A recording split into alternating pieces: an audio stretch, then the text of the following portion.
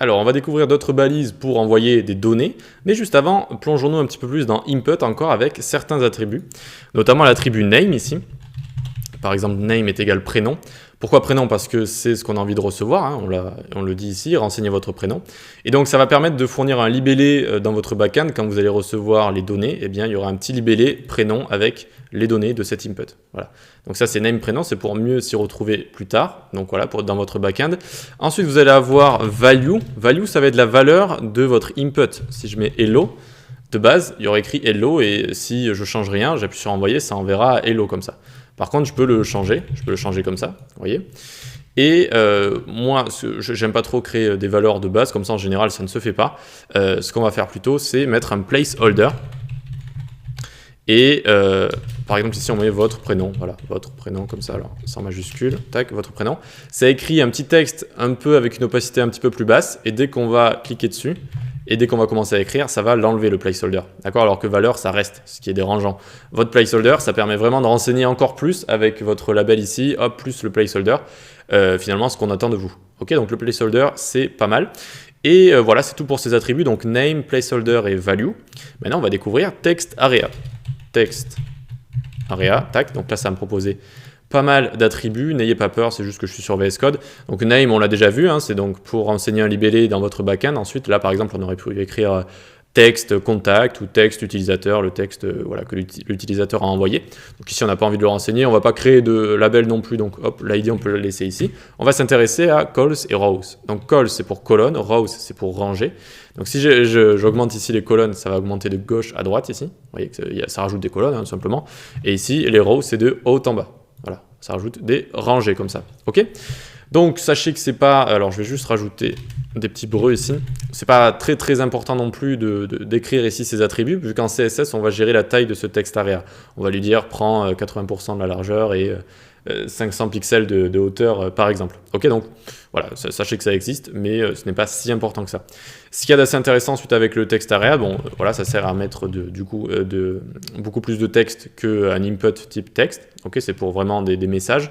On a une petite fonctionnalité ici, voilà, qui permet d'agrandir notre text area. Au cas où on arrive vers la fin, tac, hop là, peut-être que vous la connaissez déjà, peut-être que vous la connaissez pas. Et donc on a comme ça une petite fonctionnalité qui permet de faire ça. Ok, donc c'est tout pour text area. C'est un petit peu étrange dans le sens où text area, il faut fermer la balise, alors que l'input, il ne faut pas la fermer. C'est une des bizarreries comme ça, c'est une des bizarreries d'HTML. Ok, donc maintenant on va découvrir l'élément select, donc pour faire des sélections. On vient ici créer un élément select, juste en dessous, on va mettre deux éléments breux, comme ça, nickel. Donc pareil, il nous demande un name, ça c'est pour le libellé de vos données dans votre backend. Donc ici, on n'en a pas besoin. Et l'ID, c'est pour le label. Ici, on ne va pas créer de label.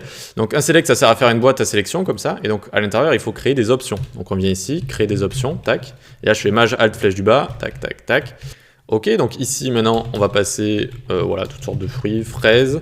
Et en value, on va mettre fraise comme ça. Et donc en fait, une fois que la personne va choisir fraise qu'elle aura envoyé avec le formulaire, dans votre backend, vous allez recevoir ce que vous avez écrit dans value ici. Et en général, on met une minuscule ici, on ne met pas de majuscule. Et donc voilà, c'est pour ça qu'ici, value, c'est important par rapport à input, parce que renseigner une valeur de base à un input, ça n'a pas trop d'importance. Par contre, ici, ça a de l'importance vu que c'est ce que vous allez choisir, bien, c'est pas directement ce qui va être envoyé. Ce qui va être envoyé, c'est ce qu'il y a dans value ici. Voilà, donc par exemple ici, cerise, pomme, et donc ici en général, hop, on met tout avec une minuscule au début et cerise comme ça. Voilà, donc ça permet de faire une petite boîte de sélection tout simplement. On peut rajouter l'attribut selected pour mettre cette option, pour mettre cette option de base. En fait, c'est ce que verra l'utilisateur. Au lieu de voir le premier de base, eh bien, il mettra selected. Et on peut également créer des sous-catégories, des sous-groupes. Par exemple, je vais venir ici, hop, et on va faire un opt groupe, option groupe comme ça, hop, et dedans on va créer donc d'autres options. Et donc à chaque fois on va écrire, imaginons ce sera l'option des fruits rouges, donc on va écrire groseille, mûr comme ça. Et qu'est-ce qu'on a comme fruits rouges? Framboise, j'imagine. Hop, bref, à chaque fois on renseigne tout ça dans les values et ça va nous créer un sous-groupe. Ce sous-groupe, il faut lui donner un nom. Et donc le nom, ça se donne ici avec l'attribut label. Et donc ici, label, ça sert à donner un nom à notre sous-groupe. Et donc par exemple, je vais écrire fruits rouges comme ça. fruits rouges. Et donc maintenant, regardez, hop, on est ici. On a les fruits de base, même si cerise c'est probablement un fruit rouge, bref. Du coup ici ça nous fait un sous-groupe avec les fruits rouges comme ça. Ok, donc maintenant pour terminer cette vidéo, on verra par la suite d'autres balises pour avoir des données.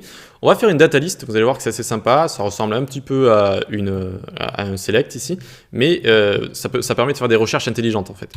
Vous allez comprendre très vite. Donc ici on va mettre 2 breux comme ça, nickel, et on va commencer par faire un label. Ce label on va lui donner un for fruit. Et on va dire quel est votre fruit préféré. Quel est votre fruit préféré. Nickel. Ensuite, on lui donne donc, on va créer un input type texte classique, et on va lier à notre label comme ça, en lui donnant l'id fruit, tout simplement. Très bien, type texte, et on va lui donner également l'attribut list comme ça, et on va écrire suggestion. Et maintenant, on va créer notre data list, juste en dessous. Donc c'est un élément data list comme ça, et on le lie à notre input en lui donnant l'id suggestion, d'accord, donc comme l'attribut suggestion qu'on a ici. Et ensuite, maintenant, on n'a plus qu'à renseigner des options, et des options qu'on ne va pas remplir le texte ici, enfin, on va pouvoir, je vais vous montrer les deux, mais donc pour l'instant, par exemple, pomme, tac, donc par exemple, pomme, fraise, je sais pas, mangue par exemple, tac, pas facile de réfléchir comme ça, bref, voilà, banane, on va en rester là. Tac.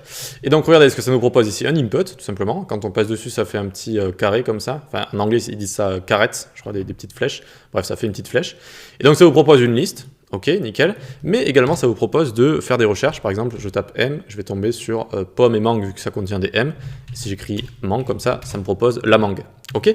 Donc directement ce que ça va envoyer à votre serveur, hein, c'est value ici, mais si vous écrivez ici, regardez, tac, ça va vous écrire une sorte de sous-titres en fait, donc on peut se servir de ça pour faire des renseignements par exemple, je sais pas ce que ça contient comme vitamine, mais imaginons de la vitamine A, et donc voilà, pomme, vitamine A comme ça, ok. Donc ça peut servir pour ça, là exceptionnellement vu que les values, eh bien c'est ce qu'on voit à l'écran, donc à l'interface utilisateur, vous pouvez les écrire avec une majuscule, et dans votre backend vous ferez en sorte que les premières lettres de ce que vous recevez passent en minuscules, c'est assez facile à faire. Ok, donc voilà, ça permet de faire ce genre de choses, une data list, c'est pas mal, et ça permet donc de faire de la recherche intelligente, ce qui est toujours sympa. D'accord, une petite fonctionnalité comme ça, intégrée, plutôt cool. Allez, on se retrouve dans la prochaine vidéo, on va voir des checkbox, on va voir des boutons radio, et on aura fini avec tous nos types d'éléments qui permettent de recevoir des données. À tout de suite.